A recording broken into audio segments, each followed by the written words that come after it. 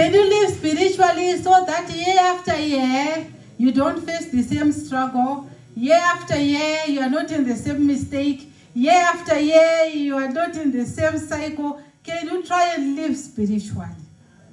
You know exactly something right now.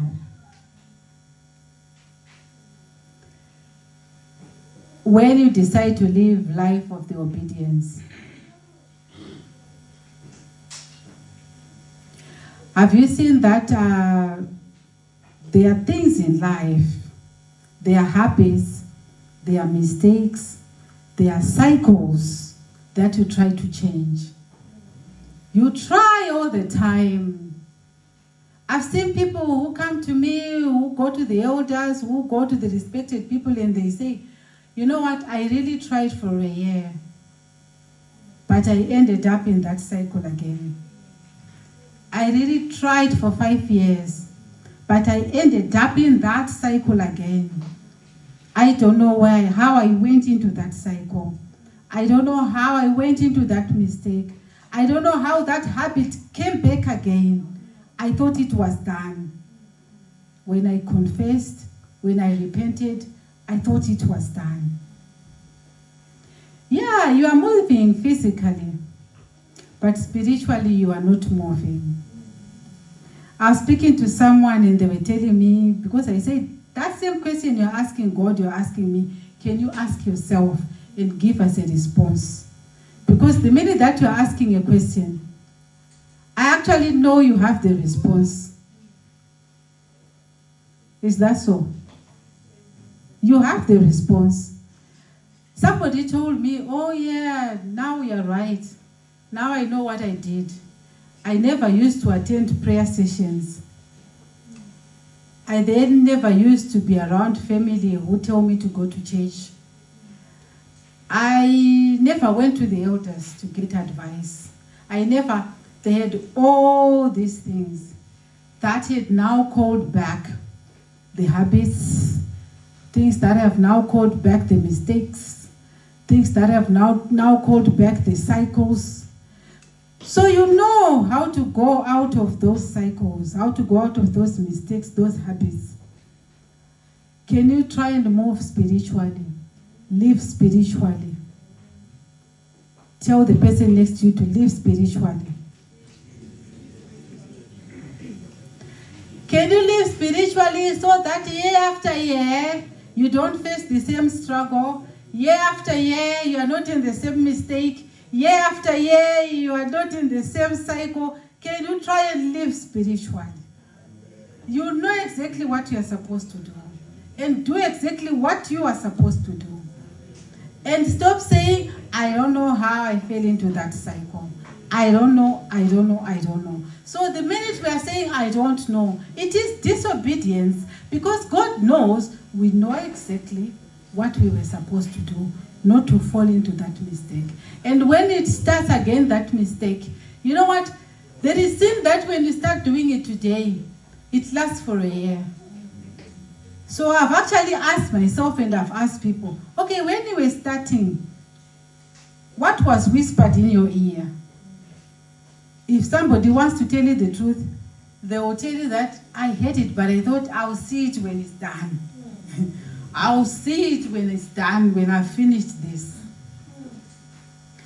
So when you are called by the Holy Spirit, learn to answer when you are called by the Holy Spirit. Learn to answer. Because God calls us. In between those things, in between those cycles, those mistakes, we are called, but we don't listen. When we go into a weakness, somebody comes, we are told, a mistake is happening. Somebody dreams, we are told, we also dream. Prophecy comes, visions, they come. Everything comes. But I've told myself, I will see it when it's done. But James is saying, live the life of obedience. You cannot always have every time, every year, mistakes, cycles, habits that you know are not right, and they keep on the revolving door. They just go around you because they know one day you will pick on them. Your heart becomes quiet. Have you realized that when you've done a thing, your heart becomes quiet? Are we here, church? Amen. Your heart becomes quiet. Maybe it's only mine, but I'm sure yours becomes quiet as well. Yes, something was really bothering you, telling you, can I do it? Can I not? Can I do it? Can I not?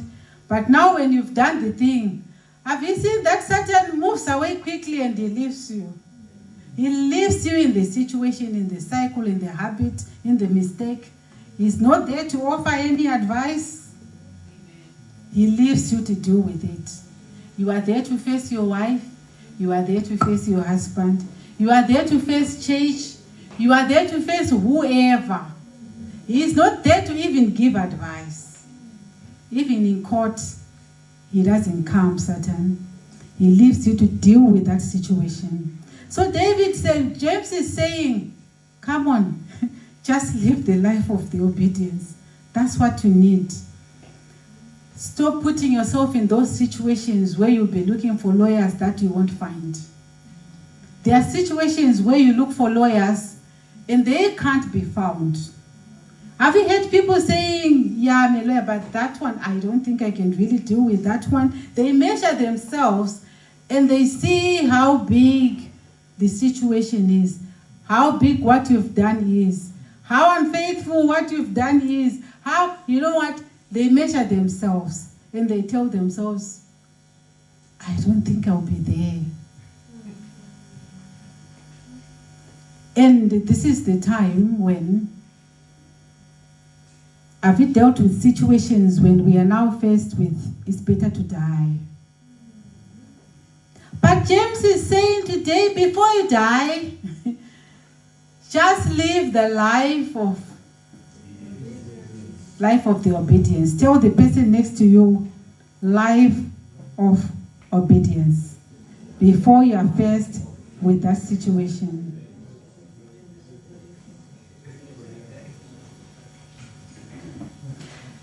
Let me now say to you,